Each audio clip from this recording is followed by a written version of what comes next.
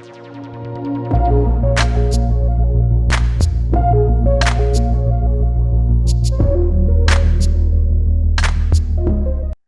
afternoon, everybody.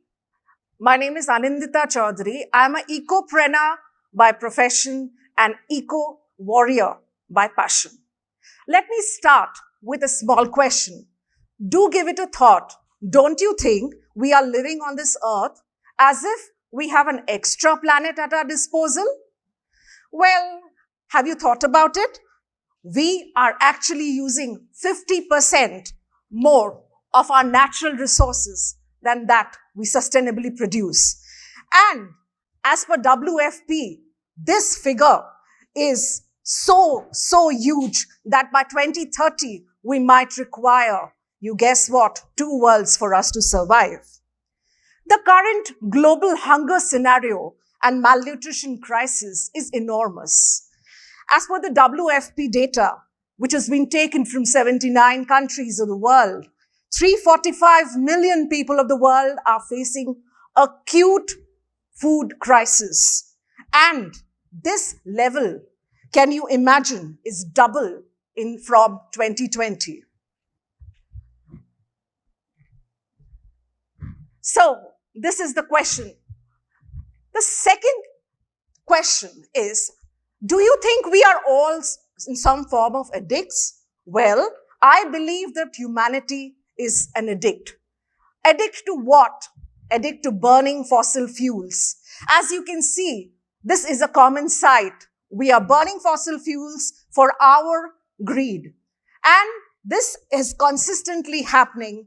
We are driving our lands and our plants and animals are also becoming extinct. It is no coincidence at all that millions of people each year are killed by poverty, lack of clean water, adequate nutrition, and not just that, climate change. You must have witnessed it, all of you. It is not in the books anymore. You have seen what has happened in Sikkim. Can you relate to what is there? It is all a vicious cycle. It is because of the glacial water melting that the lakes have been flooded. And because of that, we have seen so many people die in front of our eyes. This is not a joke, guys. We tend to forget. I will ask you a question to all of you sitting here. How many of you think that our health and that of our planet Earth is somewhat connected? Can I have some hands, please? Oh, great. Thank you for that. Yes, definitely. Earth gives us all the vital resources that we need. The air we breathe, the water we take, the soil, the resources, the minerals, everything is coming from our planet Earth. Yet, what are we doing? We are taking more and more from this, and that is reaching alarming consequences. I too, like all of us, was earning money, a busy advertising and PR professional in my life, and little did I know that something like global warming or climate change is going to ever touch my heart. Well, it is just during the time of my pregnancy that I realized that this is the time when I can take a little pause. And while I was pausing, I joined a lot of NGOs who were into recycling, upcycling, and also waste management. It is then that I got my final calling. Actually, I am from a very small town called Durgapur, which is a green, beautiful place. And somewhere deep in my heart, I had that longing. And that grew in true colors when I realized that my dream was coming into reality. And from a busy advertising professional and a consultant was born a new person, a new Anindita who was an ecopreneur and an enthusiast who wanted to provide for people and also protect Mother Earth. So my cocoon, my little cocoon had now become a butterfly. And I started a brand called Ecoserve. Ecoserve, as the name suggests, was serving the environment. The focus of my organization has always been to create sustainable handicrafts, and not only that, to use natural resources and connect people with nature. That has been my purpose of creating this green brand. All of us have witnessed how COVID pandemic has affected our life. Haven't we seen people dying in our families? What have we seen? What has happened to nature after that? Yes, the degradation and loss affects everyone. But the vulnerable communities are the most affected. Now, as I would like to ask you, what is the connection of sustainable livelihood and climate change? Well, let me answer that for you. According to the IHDA survey, in rural areas, 60% of the women, 60% of the people in our country are engaged in agriculture. And again, from the data of IHDS, 86.5% of those people are marginal laborers engaged in some form of agriculture. So, when we have a country where 2/3 of the people are actually affected by agriculture or doing agriculture, agriculture, as you all know, is climate sensitive. Any kind of loss or damage, any kind of calamity, any kind of bad crop can affect the lives of so many people. Not just that, 75% of the rural women are connected with agriculture in some form or the other. They are connected because they derive their livelihood from that. So as you can see, a large portion of our country is already affected. So therefore, can you find the link between climate change and sustainable livelihoods? The lives of so many people get affected. And especially in an agricultural country like India, it is definitely true. So what is the solution? Where is the solution? The solution lies in easy availability of rural loans. And the second is providing sustainable livelihood to these people so that these people, when they face such calamities, they do not actually die. We have heard of farmers dying, haven't we? As a die-hard environmentalist, I decided to visit rural India in its true form. I went and personally visited tribal villages and in particular wanted to understand their problem.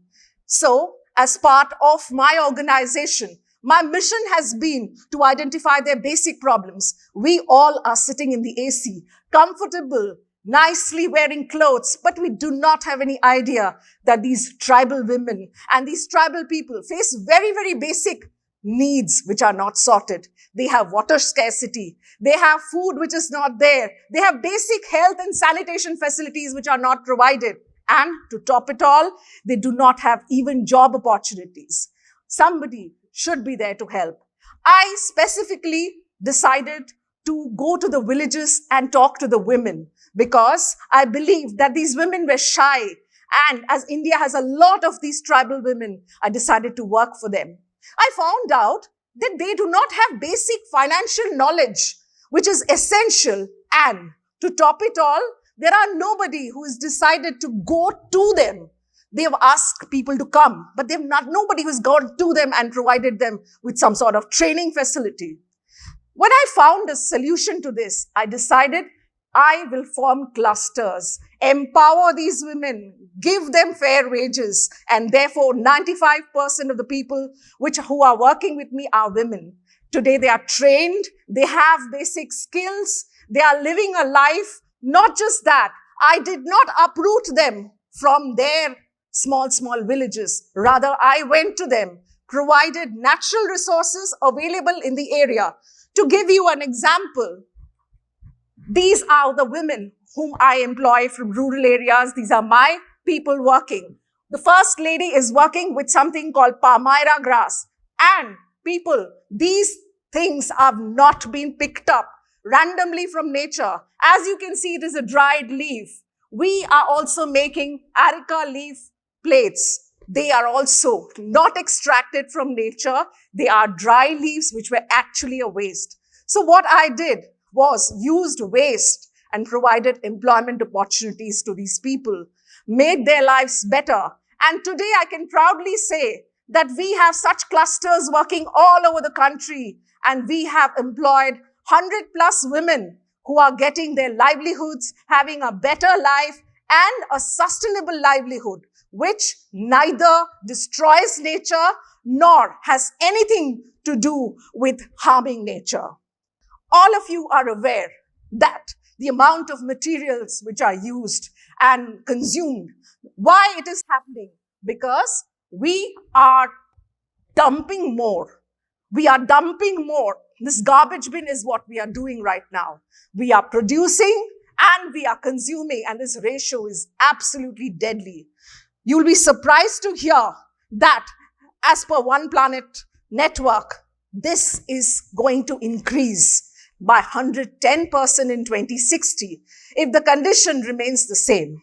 So we are just doing overproduction and we are throwing them away without effectively consuming. As per the World Health Organization, a survey had been done and it is found that basic amenities like clear drinking water is not available to 2.5 million people. Can you imagine? And half the world does not have even sanitation facilities, safe sanitation facilities. And they are of the developed countries also. Don't you think we are suffering from water scarcity? It is there. It is very evident in the city we stay. And all the rivers are drying. There are droughts happening. So what needs to be done? What needs to be done is to be done by us. It is to be done in collaboration so that all of us together can free the human race from the tyranny of poverty and can heal our planet. So now that I could end my speech, I would like to tell you the final takeaways, which I would like you all to remember. Do we all want to make this earth a healthy planet? If your answer is yes, and if you want to convert this dream into reality, we need to have policies that cater to the inclusive values, gender equality, providing women empowerment, and finding options of sustainable livelihood for them.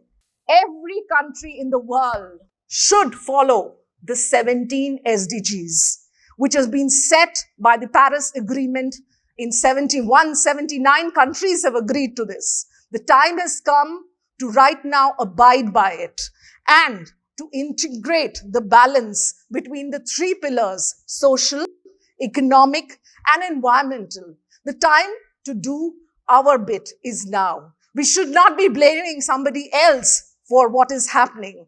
Otherwise, the time is going to go away. So in conclusion, I would like to say that the day to take action is now. Not just because we all love the planet, not just because, oh, I love nature, but because it is our home. It is our home. It is the place we stay. And also, we have a duty towards the future generations, don't we? A healthy planet today is not an option. It is a necessity. Thank you.